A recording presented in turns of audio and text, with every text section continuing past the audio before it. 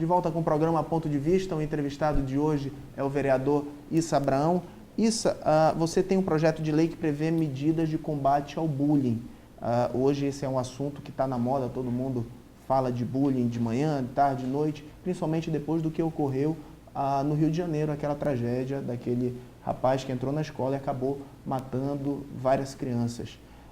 Como é que tem sido a receptividade desse projeto e em que pé anda esse projeto aqui na nossa cidade? Bom, vale destacar o seguinte: primeiro, esse assunto está na moda pelos vários assassinatos que o mundo tem mostrado para a gente. Um jovem que não tem problema na família, que não teve problema de convívio pessoal ali na família, que o seu pai e que a sua mãe não perceberam nada de errado com ele, de repente mata todo mundo, se mata, mata a namorada, mata a mãe, mata o pai, mata a mulher. E por que isso acontece, né? Quer dizer, esse trauma foi guardado há muito tempo na mente dessa pessoa por algum motivo. Esse motivo pode ter acontecido na escola. E o bullying está sendo muito bem discutido, está sendo mais explorado diante desses fatores que aconteceram e estão acontecendo no Brasil e no mundo. Rio de Janeiro foi um caso extremo, isolado, que a gente tem que tomar como exemplo. Portanto, diante dessa nova realidade, cabe às escolas, aos pedagogos, cabe aos pais verificarem que tipo de comportamento o seu filho está sofrendo dentro da escola. Ora, se ele é um aluno gordo, obeso, e tem sofrido ali represálias dentro da sua classe, ele vai crescer com aquela angústia, ele vai crescer com algum problema, ele vai crescer com algum sentimento de vingança. E aí isso pode ser externado de uma maneira simples, uma briga básica, como pode ser externado de uma maneira mais drástica, mais pesada, mais configurada.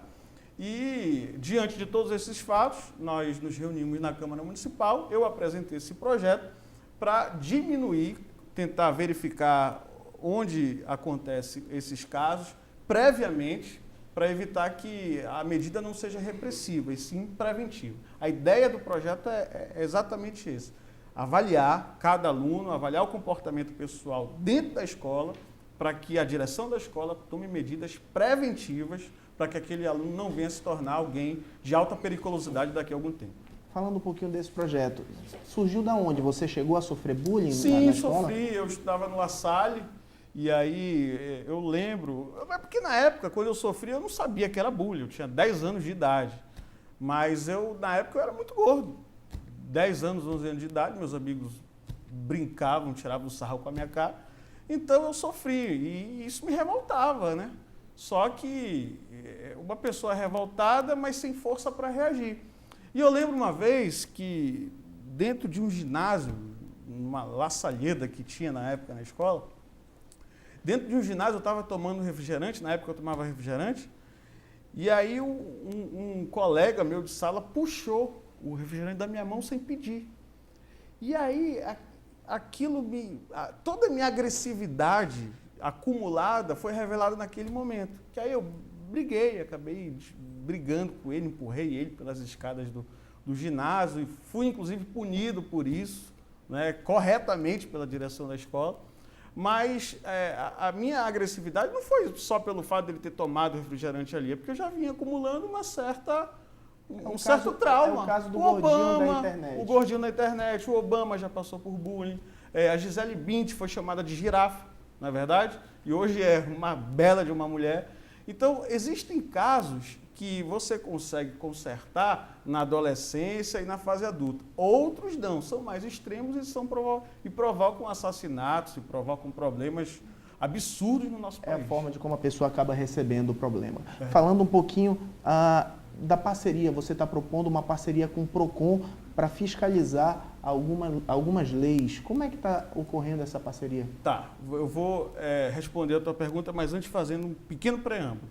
Eu sou presidente lá na Câmara da Comissão de Acompanhamento e Implementação de Leis. O que essa comissão faz? Um monte de lei por aí, e você advogado sabe disso, o Legislativo aprova. No Congresso Nacional, na Assembleia Legislativa e na Câmara Municipal. Eu posso lhe afirmar que 70% das leis que são aprovadas não são cumpridas. aqui na cidade de Manaus. Eu fiz questão de ser o presidente dessa comissão pelo seguinte motivo. Em 2009, eu fui o vereador que mais apresentou projetos. Projeto de lei para isso, projeto de lei para aquilo, ideia para isso, ideia para aquilo. Legal, alguns aprovados, outros não. Aí vem a segunda fase, fazer as pessoas cumprirem a lei. Que é o pior e desconhecem a lei. Então, eu resolvi assumir essa comissão, graças a Deus tive o apoio dos outros 37 vereadores, e o comportamento que se tem na sociedade, ele é muito desigual. Eu vou te falar do trânsito, por exemplo.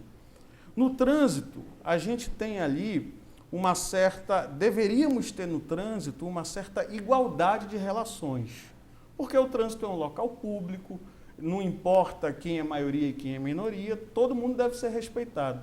Porém, no trânsito, a gente vê a essência do que é a cultura brasileira, a hierarquização das leis. Aqueles que têm mais poder aquisitivo, aqueles que andam em carros melhores, aqueles que se sentem mais autoridades, muitas vezes não respeitam as leis ou não querem cumprir as leis porque se sentem no direito, pela autoridade que eles têm, de descumprir. Existe no Brasil uma cultura o seguinte: quem obedece à lei é porque não tem poder, é porque não é autoridade. Então, a autoridade não é para obedecer à lei. Essa cultura está muito impregnada. E no trânsito a gente percebe muito isso. E percebe até, por exemplo, quando alguém dá passagem para um motorista que está indo num carro muito bonito, de muito status, e aquele carro mais velho, mais amassado, menos pintado, aquela pessoa não dá muita moral, digamos assim. Portanto, essa igualdade de leis a serem cumpridas no próprio espaço público, que é o trânsito, a gente já percebe um problema sério. Qual é a nossa intenção? É tentar mudar o comportamento das pessoas. Dizer que obedecer leis é uma regra geral para todos, de baixa renda, de alta renda, independente de posição social. Outra história, outro exemplo. Você vai, uma pessoa de grande poder aquisitivo, vai para a fila de um banco. Aí o gerente, absurdamente, diz assim: nossa, é o fulano, por que você não me falou que você estava na fila? Vem cá. O próprio gerente, ele já está descumprindo a lei. Por mais que aquele indivíduo que chegou para ficar na fila, para seguir um padrão igualitário de condição... A fila do banco em si já não é cumprida. Pois é, também. Aí o próprio gerente já estimulou e já disse: não, mas isso aqui é autoridade, isso daqui não pode ficar na fila. Então ele tem o direito de ser atendido com mais celeridade. Então, está impregnado muitas vezes, Rodrigo, em cada um de nós esse tipo de comportamento. E pesquisando isso, fazendo estudos sobre isso, eu vi o quanto nós precisamos mudar o nosso comportamento. Tanto é que vou apresentar agora alguns projetos de leis um pouco mais polêmicos, que vai gerar muita discussão nessa cidade, mas muita mesmo. A gente está fazendo um trabalho, fazendo um estudo diante da problemática do meio ambiente, diante das sacolas plásticas, de pessoas que estão acostumadas a irem nos supermercados e exigirem uma quantidade de sacolas plásticas enorme para guardar aquela mercadoria que se compra. E em países desenvolvidos isso não acontece. Se utiliza mais ou a pessoa leva de casa, ou a pessoa paga pela sacola, ou a sacola que o supermercado vende, ela não é com aquele material que você tem hoje, é um material reciclado, é um material de maior biodegradação.